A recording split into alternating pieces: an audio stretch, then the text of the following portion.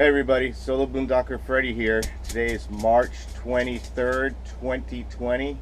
Monday morning, it's 8:30 a.m. This weekend was incredibly crazy at the bait shop. Now I know everybody knows about this virus that's going around right now, and they've been closing down. They closed spring break down early. They closed all the beaches down Miami, all the way up the coast, basically, up to Flagler County. Well, this weekend, everybody that got kicked off the beaches everywhere south came to our county.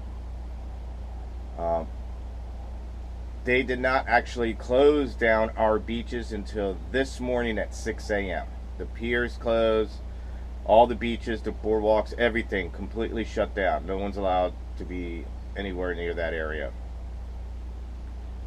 But on Saturday, it was non-stop of people coming into the bait shop. Now, I was trying to be as careful as I could. I must have washed my hands 100 times. I had some Lysol wipes, wiped down the register, sprayed the money. I mean, I was doing everything I possibly could to protect myself.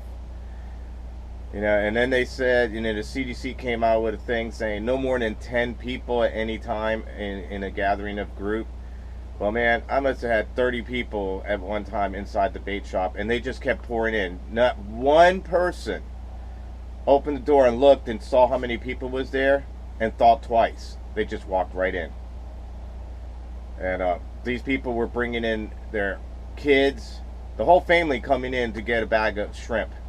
I didn't understand that, you know. And they were all looking like nothing was happening. Well, yesterday evening, I looked on my news feed, and there was one 73-year-old woman in Flagler County. I don't know if it's been confirmed yet, but supposedly she's got the virus. You know, and I told everybody, mark my words, within the next 8 days, there'll be more cases popping up in Flagler County because they didn't close the beaches down fast enough. These people, the governments of all of these counties are more worried about money than to saving anybody else's life. They were so worried, they wanted to try to trickle out as much cash they could out of people before they finally just said, okay, we got to close down.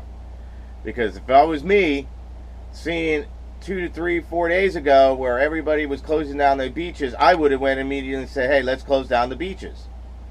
You know, let's get everybody out of here. Let's stop the virus. Stop the spreading of this virus. But no. You know, and I was busy all day Saturday, all day Sunday. Sunday evening was a lot nicer. They started stopping after about 4 o'clock in the afternoon. It slowed down. But I still had tons of people who didn't even care. I had people coming in who kept saying, oh, it's nothing. Everybody's all worked up for this. I heard all kinds of things people were saying. And I'm looking and shaking my head like, you know, if you guys actually paid attention about what's really going on, you would understand why everybody's going nuts. All the stores. Still no toilet paper, no paper towels. Now, I did manage to go into my local 7-Eleven up at the beach, and they did have 1 pack of paper towels and a pack of napkins. I grabbed them both, you know, because I went to Dollar General, nothing. Publix, nothing. Nobody has any toilet paper. And then I've been seeing these videos of these people being taped, coming to the, you know, these dollar stores and stuff like that, and buying the entire everything, all the toilet paper, all the paper towels, any sanitizer there. This one lady, I'm sure everybody would have seen it by now on Facebook. That one lady parked up front just loading boxes and boxes and boxes of stuff onto her truck. And remember, people, if you go on Amazon or eBay or any of those places that allows you to sell things on, if you see that, don't buy from them. Let them sit there and choke on the stuff that they bought, because they all think they were going to make. They're thinking they're going to make money off of everybody because of the panic buy, and that's what caused all this problems. Just like those two brothers that ended up buying up 17,700 bottles of hand sanitizer and was selling it for up to $60 a bottle, and they only paid $2 for it. You know, and eBay and Amazon shut them down. So I don't know what this lady was thinking of going in there, where meanwhile there's people coming in there looking for it, and this lady had them all. I hope that lady's house burns down and all that paper towels and products get eaten up by bugs, because that's just stupid, you know. And then I heard of a couple up in Canada started panic buying, went into the supermarket and bought all the meat, everything. 2 carts, her and her husband each had a cart filled with all the meat in the store. And now they're crying that they're getting death threats. Well, duh, dumbasses. What the hell are you doing buying all that for? You know, all you did was make everybody else mad who was trying to get something for dinner that night, and you took it all to hoard it. You know, this is not the true shit hit the fan yet. You know, we're still able to get up in the morning, go to work, do whatever we have to do. If you still got a job, you know. I mean, it's not gunfire yet.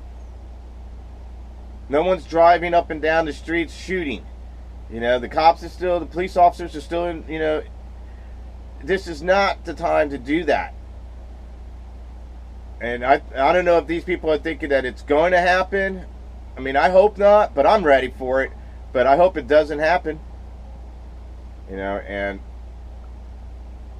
so I'm here today at the rest stop this morning, which I did do some research on, and for some odd reason, I guess back, I don't know if it was in the 80s or 90s, but there was a guy that supposedly was sleeping here at a rest stop somewhere in Florida, and somebody knocked on his door or something, and he opens the door and he was killed. And I think it was just out of just that one case, they went ahead and decided to make it illegal to sleep at a rest stop. And but last night I had nowhere else to go. All the parks and campgrounds in Florida are basically closed down, and I have no other place to go, so I'm just staying here. And I did wake, you know, before I go to sleep last night, another RVer showed up right next to me, and another guy next on this side was over here with his boats and everything parked there overnight. So, I mean, I don't see why it's okay, and we need these truckers. God bless them all. Truckers are the ones that are working harder, trying to get deliveries to our stores, and so yeah, they deserve a spot over here to stop and sleep overnight, rest up, so they're not driving, you know, and being in any kind of danger. I'm all for it, but don't tell me I can't stop over here either. You know, I may not be doing what they're doing, but I still live, you know, in my RV full time, and there's a lot of people that are having that same problem. And if I need a spot to sleep safely overnight, I don't open my door for anybody anyway. I always look to see who the hell's outside.